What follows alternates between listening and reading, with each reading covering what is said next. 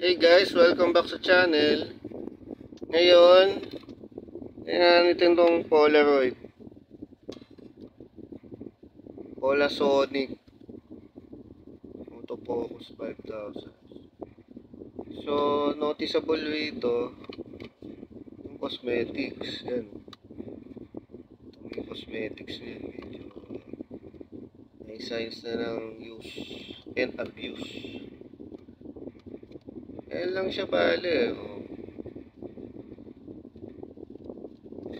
Wala na yung strap. Wala na yung strap niya, oh. Putol na. Oh. Yun yung mga ano niyan, eh. Signs ng use. Tripod sa akin. Ngayon, wala kasi akong film. Medyo may kamahalan yung film nito, eh. Ayun yung lens. Medyo madumi yung lens, eh. Madumi yung lens. Ayan, oh. Hindi ko alam kung kaya linisin pa yan. So, ito yata, oh, para sa flash.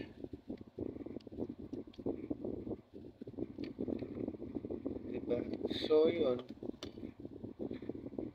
What else? Ito ang bukas.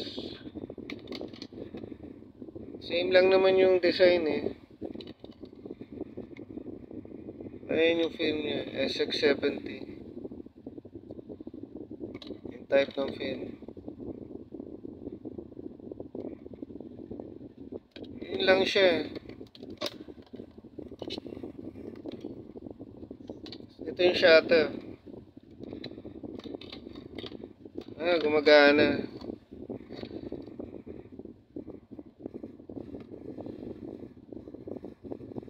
So, yun lang siya. Ano ba to? Guest focusing din yata to, eh. No? Ay, pala siyang guest focusing rito na ano, eh. Distansya ng subject. Ito. Pinatap nyo yung sa rangefinder na yun, eh. Set mo yung distance. Tapos focus lang diretso. Ngayon, kung gusto mong i-auto, meron kasing switch rito, eh. Auto. Yun. Naka-manual siya, eh. Yan, oh. Dapat yata lipat mo sa yun. Ayan, naka-auto siya. Ayan. Naka-auto siya.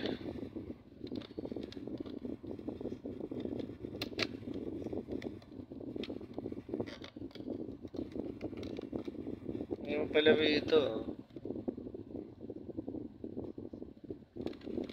Tingnan naman mo. Pwede pala dito, eh. Pwede mong i-auto. Ayan, naka-auto siya. Auto means auto exposure, probably. Pero yun pa rin yung distance. Most likely, yan pa rin yung distance na i-adapt niya.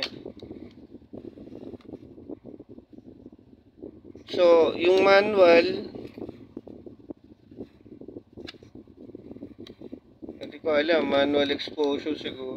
Ewan. Search na lang. Ito yung ano ba to? Exposure compensation. Ito, ayan. Exposure compensation. So, yun lang.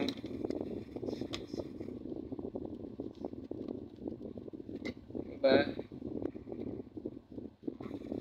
Lahat naman to mechanical, eh. So, tapos plastic pa. Ayan.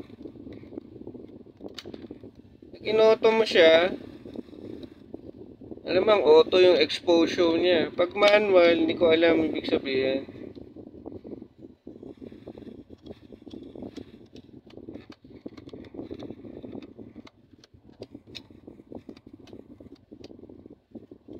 Diba? Pag manual focusing siguro. Diba? Set mo yung distance. Kaso hindi ko alam dito eh. Pag inoto mo siya, it would seem, ina-adapt niya yung ano yung existing na distance eh. Kailangan manggaling ka manghula rito. So yun lang. Yun lang siya. I hope you like the video. Please share, like, subscribe na lang kayo. We'll see you on the next demo.